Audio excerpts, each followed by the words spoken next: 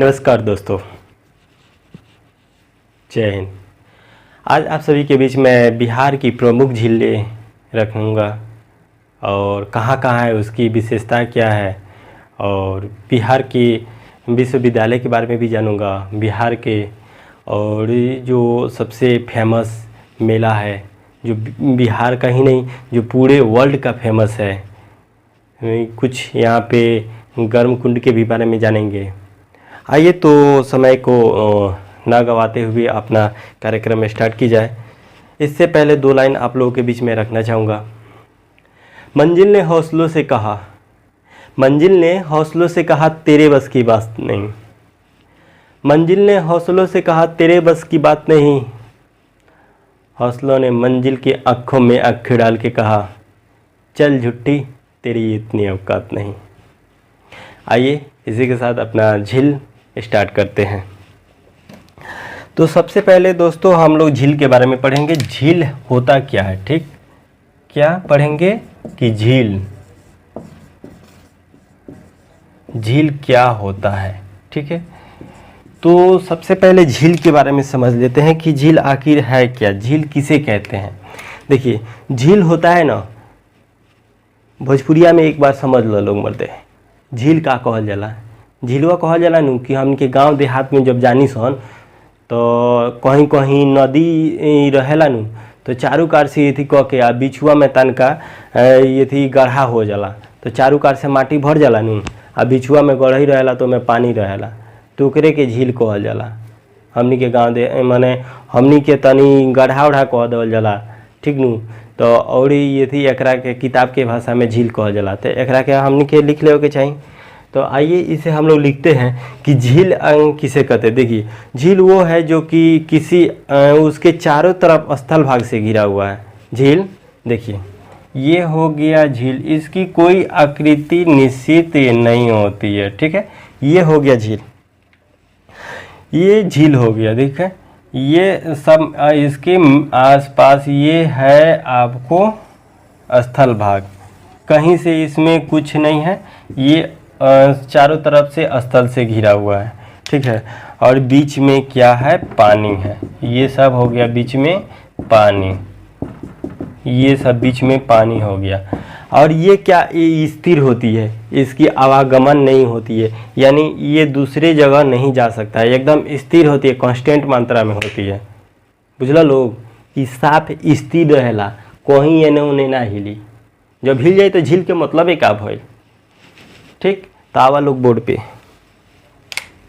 देखिए, तो इसको अब लोग हम लोग लिखते हैं कि आखिर झील का ये थी कहा जाता है। तो थोड़ा सा दो शब्द हमारे साथ लिखिए। झील की परिभाषा बता देते हैं, फिर कितने प्रकार की झील है, बिहार में कौन कौन सी प्रमुख झील है, ये चीज़ लिखवा देंगे। तो झील वैसी भाग है, झील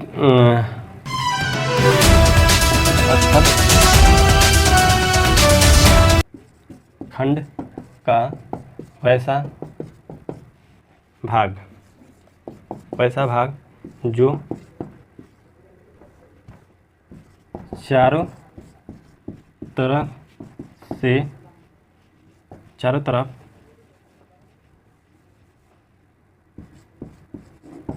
स्थल से घिरा हो तथा बीच में जल का भाग हो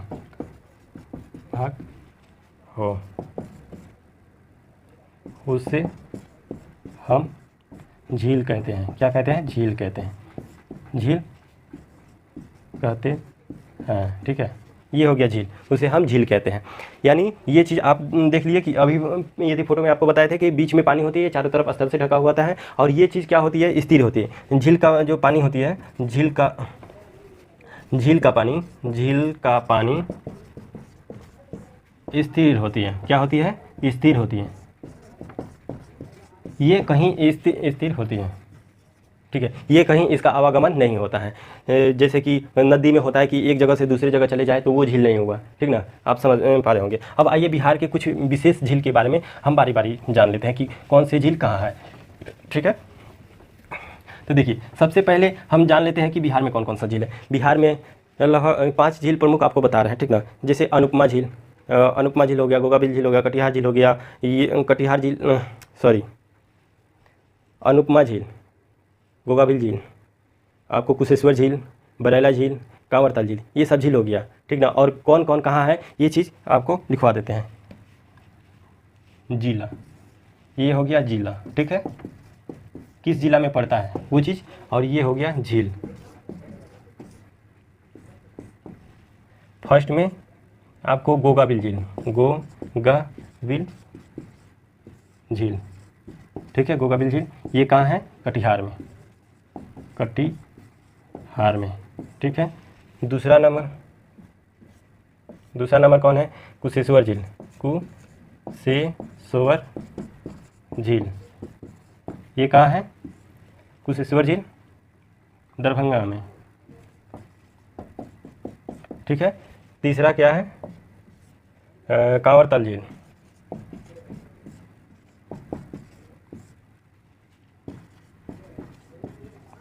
कांवरताल झील, ये कहाँ है, बेगूसराय में, बेगूसराय। चौथा क्या है, ये थी हो गया गोगाबिल झील होगा, कुशेश्वर हो गया, बरैला झील, बरैला होता है, बरैला झील, ये कहाँ है, वैशाली में।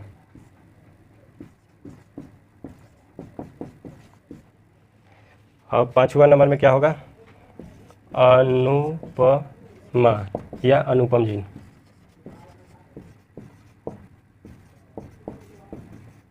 ये कहाँ है, कैमूर में।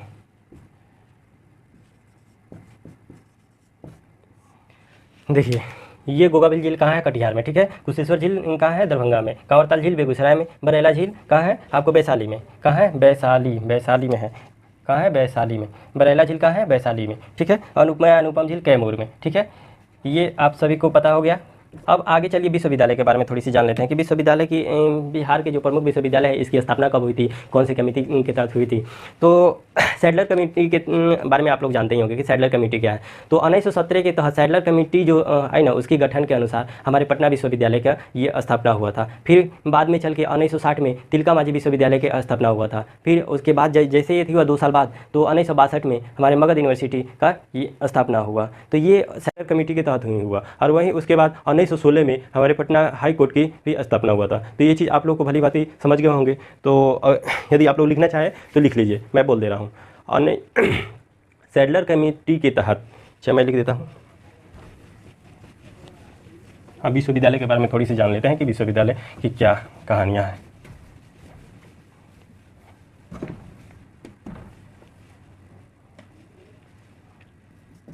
विश्वविद्यालय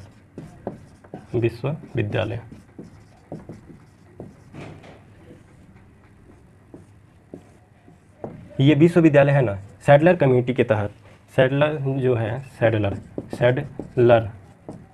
कमेटी के तहत जो हमारे बिहार के पटना विश्वविद्यालय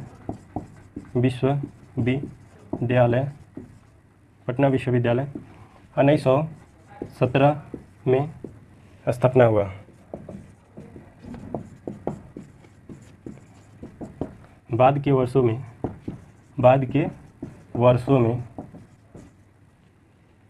1960 ईस्वी में तिलका मांझी कहाँ है, भागलपुर में। तिलका मांझी कहाँ है, भागलपुर में। तिलका मांझी विश्वविद्यालय की स्थापना हुई।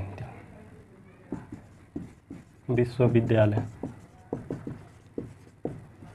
की स्थापना हुआ। कुछ वर्ष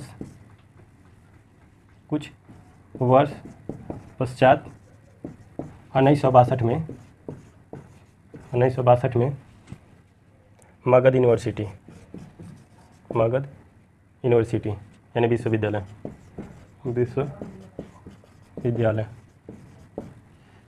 की स्थापना हुई। इतना तो आप लोग समझ गए कि 1917 में पटना विश्वविद्यालय की स्थापना हुई, 1960 ईस्वी में तिलकामाझी विश्वविद्यालय की स्थापना हुई कि जो कि भागलपुर में है, 1962 ईस्वी में ये थी मगध यूनिवर्सिटी की स्थापना हुई। आप सभी को पता हो गया, ये सैडलर कमेटी के तहत ही हुई थी। फिर हुआ क्या कि हमारे पटना जो हाई कोर्ट है इसकी स्थापना कब हुई थी? आप उन सभी को पता होगा कि पटना हाई कोर्ट की स्थापना कब हुई थी। पटना हाई कोर्ट की स्थापना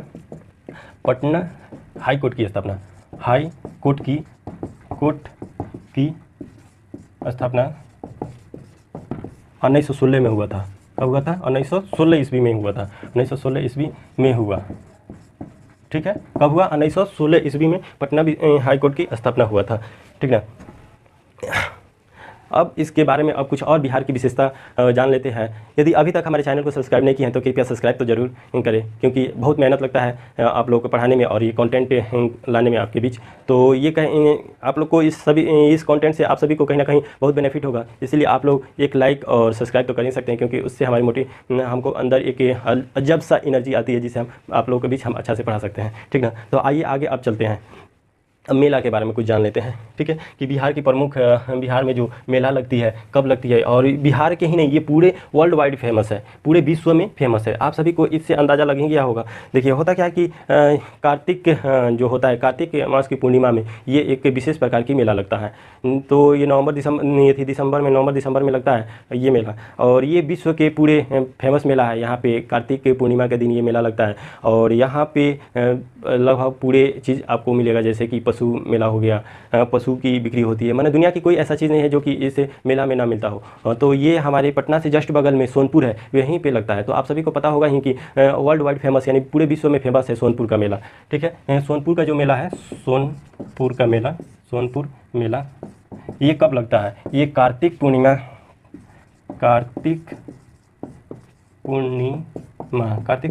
के दिन लगता है, ठीक है। कार्तिक पूर्णिमा के दिन लगता है। पूरे एक माह तक ये चलता है, ठीक है।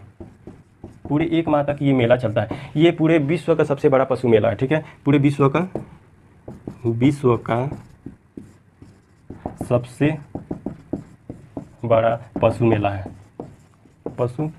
है जो सोनपुर मेला कहा जाता है, ठीक है, जिसे सोनपुर मेला कहा जाता है। आप सभी को पता होगा ही।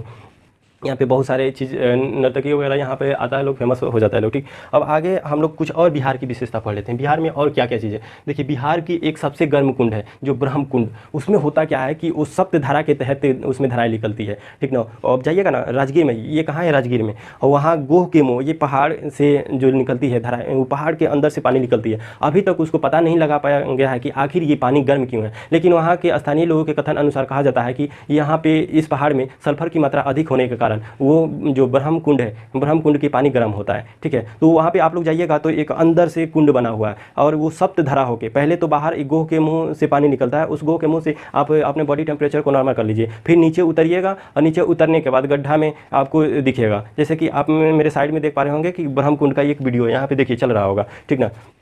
ये ब्रह्म कुंड है, ठीक। और ये इतना गर्म है कि गर्म के साथ साथ आपके शरीर में जितने भी दर्द होती है उसमें नहा लेते हैं तो ये तो जाहिर सी बात है कि दर्द खत्म हो जाती है। और ये बिहार की सबसे गर्म कुंड है। बिहार के कहाँ पे स्थित है? ये राजगीर में, ठीक है। आप लोग जब भी अगर बिहार आते हैं घूमने तो यहाँ राजगीर आइए, राजगीर में जाकर ब्रह्म कुंड में जरूर नहाइए, लेकिन गर्मी के दिन में मत जाइएगा, क्योंकि वो पानी एकदम खौलता है और खौलने के बाद बर्दाश्त नहीं हो पाता है, ठीक है।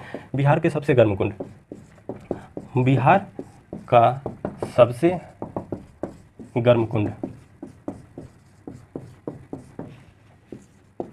ब्रह्म जो है, गर्म कुंड है, ठीक है, गर्म कुंड है। और इसकी थोड़ी सी और विशेषता मैं बता दे रहा हूँ। जैसे कि आप लोग सप्तधारा से नहाते हुए अंदर की तरफ आप जाइएगा, ब्रह्मकुंड में नहाइएगा, ब्रह्मकुंड से फिर ऊपर निकलिएगा, ऊपर से निकलने के बाद उससे और आगे ऊपर चढ़िएगा ना, तो चढ़ने के बाद वहाँ पे कुछ देवी देवता लोग का ये थी है मूर्ति वगैरह है, वहाँ पे पंडित जी लोग बैठे हुए रहते हैं। वहाँ पे ये थी जाइएगा तो आपसे मंत्र पढ़ाएंगे लोग, मंत्र पढ़ा के आपके पूरे कुल का गोत्र का नाम पूछे लेंगे लोग, पूछ के आपकी शुभकामनाएं देंगे लोग कि आपका भविष्य उज्जवल हो। तो यदि जाते हैं तो उस तरह की ये थी हुई है, लेकिन वहाँ पे जाइए तो पंडा लोग से बच के रहिएगा, क्योंकि अगर बच के नहीं रहिएगा तो पंडा लोग लूट लेगा। यहाँ पे ये चीज़ तय है। और एक वहाँ राजगीर की कुछ और विशेषता बताते हैं। राजगीर में आप लोगों ने जरासंध और कृष्ण के बीच युद्ध हुआ था, ये चीज़ आप सभी को तो पता होगा ही। वास्तव में वहाँ पे जाइएगा तो उनका रथ जो था ना धंसा हुआ है, बाप रे, उनका जो पैर का चिन्ह है, वास्तव में उस समय लोग बलशाली हुआ करते थे, बहुत बड़ा उनका पैर का चिन्ह है, लगभग 1 फीट से ज़्यादा लंबा उनका पैर है, ऐसा हमने खुद देखा है वहाँ पे, ऐसा नहीं कि मनगढ़ंत आपके बातें बता रहा हूँ। और जो मतलब उनके रथ का चिन्ह है ना, अभी तक उस पत्थर पे, पहाड़ पे धंसा हुआ है। यानी उस समय कितना बलशाली हुआ करते थे लोग, कितना पावर हुआ करता था उन समय के राजा महाराजाओं में, ठीक ना। और ये कृष्ण के बीच युद्ध यहीं पे राजगीर में हुआ था, ठीक। और देखिए और वहाँ पे क्या है, राजगीर में जू सफारी है, जो कि अंदर आपको बिहार का सबसे फेमस अभी है कहा जाए तो राजगीर का कांच ब्रिज है। यहाँ पे विदेशों से भी लोग आया करते हैं, जैसे कि चीन हो गया, थाईलैंड हो गया, मंगोलिया हो गया, यहाँ से लोग विदेशों से आके अपना यहाँ पे देखते हैं लोग, क्योंकि ये गौतम बुद्ध की कर्मस्थली कर्मस्थली है, यहाँ पे ज्ञान स्थली है, और उसी को देखने आते हैं, तो यहाँ पे लोग घूम भी लेते हैं। और यहाँ पे अभी के मौसम में तो अभी जैसे गर्मी का मौसम है, अप्रैल माह में है, और ये लास्ट है अप्रैल का, तो अभी तो इतना गर्मी है वहाँ पे कि अभी घूमना संभव नहीं हो पाता है। ठंडी के मौसम में ज़्यादातर यहाँ पे लोग घूमने आते हैं, ठीक है। ये चीज़ हम लोग जान गए, ठीक। और देखिए अब बिहार ही एक ऐसा राज्य है जहाँ से 36 प्रतिनिधि शामिल हुए थे जब संविधान सभा बन रहा था। कितने प्रतिनिधि? 36 प्रतिनिधि, 36 प्रतिनिधि शामिल हुए थे, शामिल हुए कहाँ पे? संविधान, जब संविधान सभा बन रहा था तब, संविधान सभा के निर्माण में, ठीक है, संविधान सभा के निर्माण में ये 36 प्रतिनिधि हमारे बिहार से शामिल हुए थे, ठीक ना। ये चीज़ तो हम लोग जान गए। अब थोड़ा सा और जान लेते हैं कि हमारे जो बिहार का सबसे फेमस है, हाँ एक चीज़ और वहाँ के बता देते हैं। जब वहाँ जाते हैं, राजगीर जाते हैं, तो GI टैग जिसे मिला है, ये थी जिसे जियोग्राफिकल इंडेक्स में रखा गया है, जो कि सिलाव की खाजा आप लोगों ने जानते होंगे। ये ऑनलाइन भी इसका ऑर्डर होता है, ठीक ना। तो सिलाव को खाजा, ये जो सिलाव है वहाँ के खाजा को GI टैग मिला है, जो कि वर्ल्ड वाइड फेमस है, विश्व में पूरे प्रसिद्ध है वहाँ के खाजा। और वास्तव में अच्छा लगता है, मैंने भी उसे खाया है, बहुत ही अच्छा लगा है, ठीक ना। सिलाव का खाजा बहुत फेमस है। तो ये चीज़ हो गया। अब मधुबनी पेंटिंग क्या है? Madhubani painting, Madhubani painting. ये मधुबनी पेंटिंग भी कहाँ से संबंधित है? बिहार से ही संबंधित है, बिहार से संबंधित है, ठीक है, संबंधित है, ठीक है, बिहार से संबंधित है। मधुबनी पेंटिंग भी बिहार से संबंधित है। अब इससे आगे और थोड़ा सा हम लोग जान लेते हैं। आधुनिक बिहार का जनक हम किसे मानते हैं? आप सभी को पता होगा ही कि आधुनिक बिहार का जनक हम डॉक्टर सच्चिदानंद को मानते हैं। और डॉक्टर सच्चिदानंद को ही क्यों मानते हैं? क्योंकि जब बंगाल प्रांत था ना, तो उस समय बंगाल प्रांत से उन्होंने ही पहली बार कहा था कि नहीं, बंगाल प्रांत से अलग होकर हमारा बिहार एक अलग होना चाहिए, ठीक है। इसीलिए डॉक्टर सच्चिदानंद सिन्हा को ये थी आधुनिक बिहार का जनक माना जाता है। आधुनिक बिहार का जनक किसे माना जाता है? ये चीज़ लिख देते हैं।